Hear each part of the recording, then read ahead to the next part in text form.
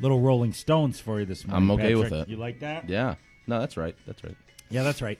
So, you know when I put this song on my iPod, by the way, because it's an old classic song. By the way, we're here with a real friend of the show, Ken Hirschmann. Kenny, welcome to the show. Thanks for having me. So the reason I put this on my iPod originally is, as everybody knows, I'm a big Nick Saban fan because I love the way he does it. This is the song he listens to every day after a game on the drive home. Really? He gets in his car and he listens to Gimme Shelter. And so they did a whole special on it, and they were showing it. I'm like, I got to get that on my iPod. That gets me fired up, you know. So Is that when the reporter, he was in the back, and he's like, who sings this? And Saban just looked back and glared at him and didn't did say he? a word. Yeah, I think I read the article. that'd be awesome. I didn't see that. Anyway, you got your best darn 12 minutes in real estate and podcast, real estate and mortgage podcast here.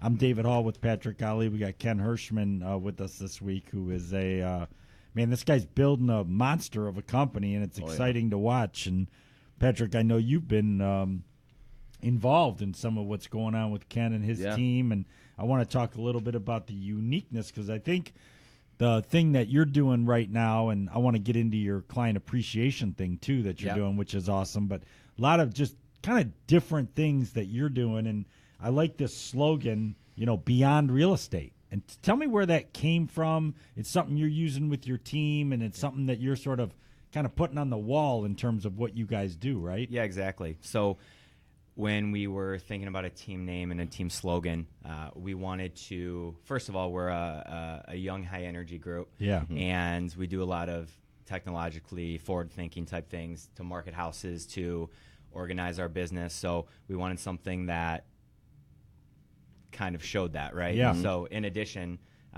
something that we've always pushed is we're trying to not only worry about the transaction at hand, we want clients for life. Yeah. So our team name is Best Life and Company, and our Best Life and Company. Best Life. Yeah, and like Company. it. Good.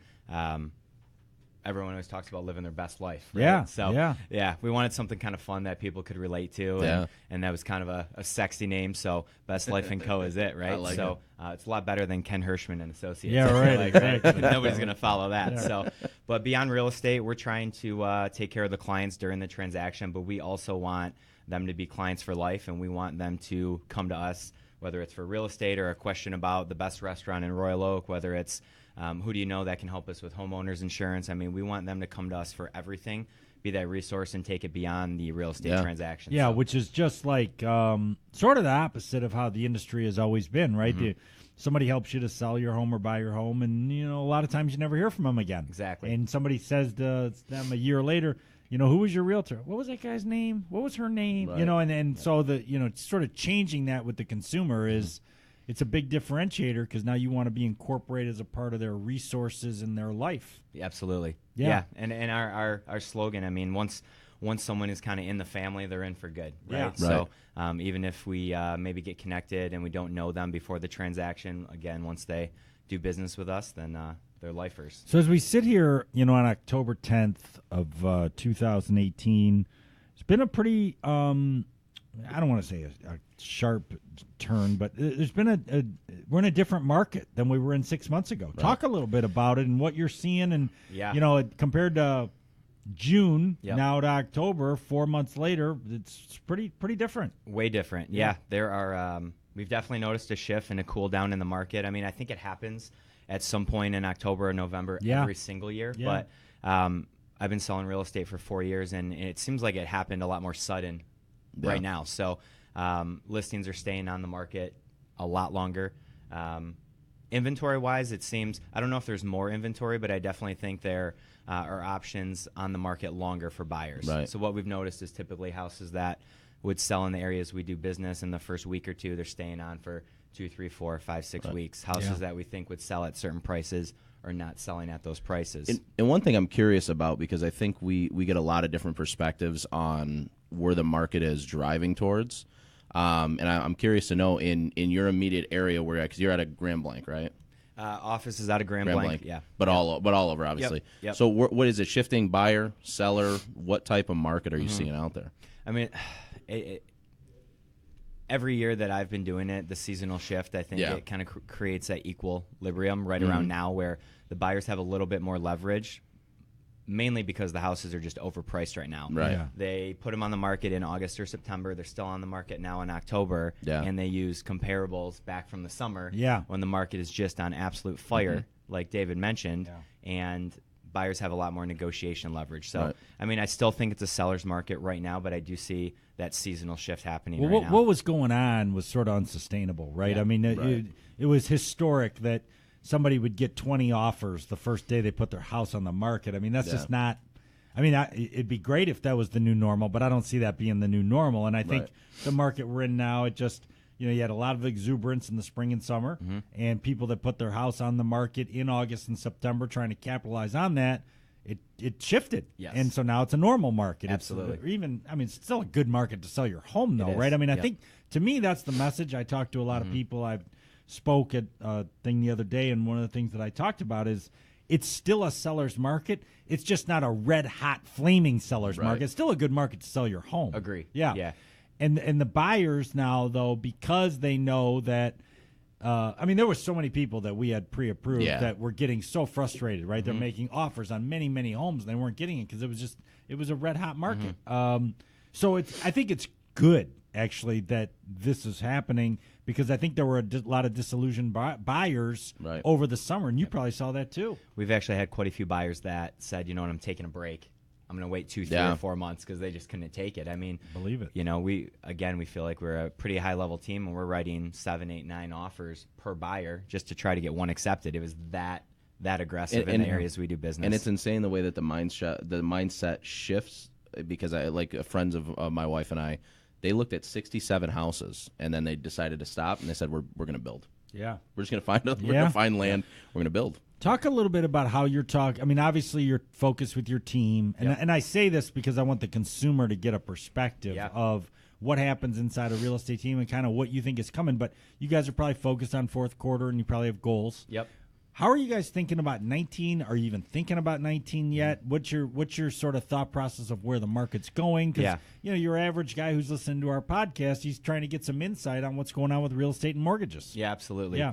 I mean, it's my personal opinion. I think 2019 is still going to be very hot, similar to 18. Okay. I don't know if it's going to kind of take off and be up 5 to 10% like every year since, 2010? Yeah. Which is well before I was doing real estate. But I think it's going to be a very strong year, and I think you might see that cool maybe in 2020.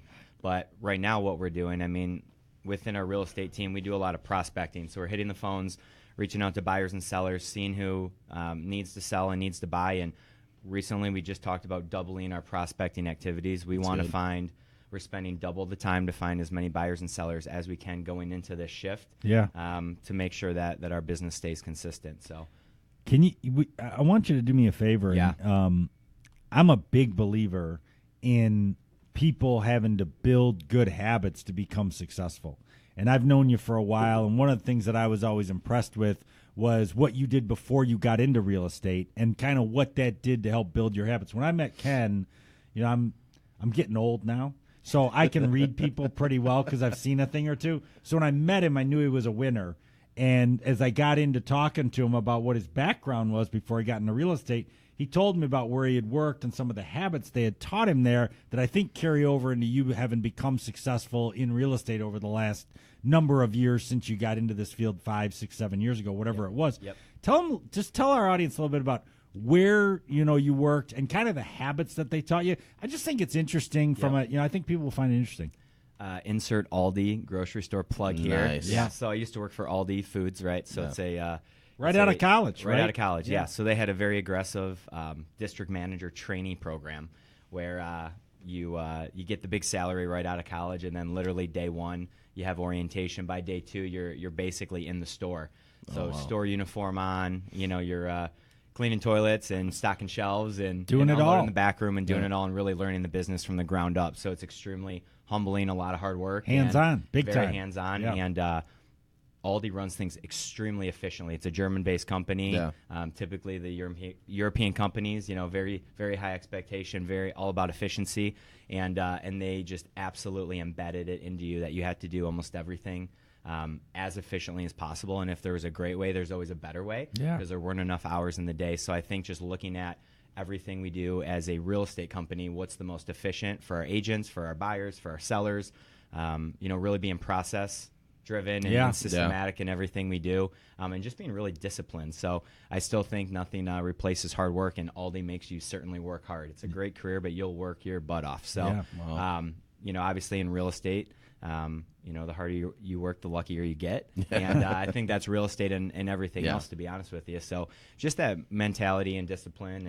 And Well, my main takeaway in talking to you about that is that, when somebody comes, this is my opinion on things, and I know we're getting a little away from real estate, but I think it's good life lessons, is that when somebody graduates from college, or if they don't go to college, but they get their first job, whatever it is, the habits that are instilled in you and the expectations that are created in your first job, I think are critical to your future success, because a lot of people go places and work somewhere where nobody pays any attention to them. There's not a lot of expectation. As long as you punch in and punch out, you get your check. And you're not learning a lot about how to become super successful. And when we're 20 years old or whatever the age is, when we get our first job, you kind of need somebody to set the tone for you. And I think that what I got from Kenny, because he's just like, he's a high energy kind of guy. And I've never sat with him or met with him or seen him where he wasn't like, he didn't have his eyes kind of popping out of his head ready to do some business. This is the longest I've sat still in a long time. Yeah, exactly. But I just could see that. And then when I got, some info on his background in terms of his first job, it just said it all to me. And I know for me, it was key for me the first place I worked, because I didn't really know what to expect. And it was like, wow, I'm supposed to do all this? Okay, I'll do it. It's just, okay, this is what we do. Yeah. And I just think it's key, and I know that's why you're going to build a really successful team, because you had those kind of habits ingrained in you at an early age, and it just kind of carries with you. You know what I mean? Absolutely. Anyway, I got away from real estate a little bit, but I thought it was a good story. Told you so. So, you did. So it's the last thing, and then, as the show is always too short, but I think it keeps people wanting more. As you think about your team and what you're trying to build with your team, building clients for life and everything like that. I know you're having a client appreciation thing, which I think is really cool. Tell the audience a little bit about that, because I think that's different as well. Yeah, something we're trying to do is really focus on creating that group of raving fans, which is going to be our clients, our best lifers, right? So this Sunday we have a client appreciation day up at Westview Orchards up in Romeo, Washington Township. So for 3-4 hours, all of our clients over the last 3-4 years, and even potential clients, are going to come hang out with us. Stuff for the kids, stuff for the adults. We really want to do stuff like that maybe 3-4 times a year, just to know or just to show our clients that we care about them again beyond real estate, more than that transaction. We want you for life, and if nothing else, you're in the family, and we want to show you our appreciation for that. So it'll be a fun event from 2 to 5 at Westview, and hopefully Patrick can make it. I'll be there. Yeah. And not open to the public, though. Only open to the past clients. You got it. Yeah, you got it. It's good. I like that. Yep. It's good stuff. Guys, great show. I mean, another action-packed show. That was quick. Appreciate you coming Thank in. you. Really appreciate it. Here we are at. We always run over for our good guests. We Oh, ran a little over, but that's okay.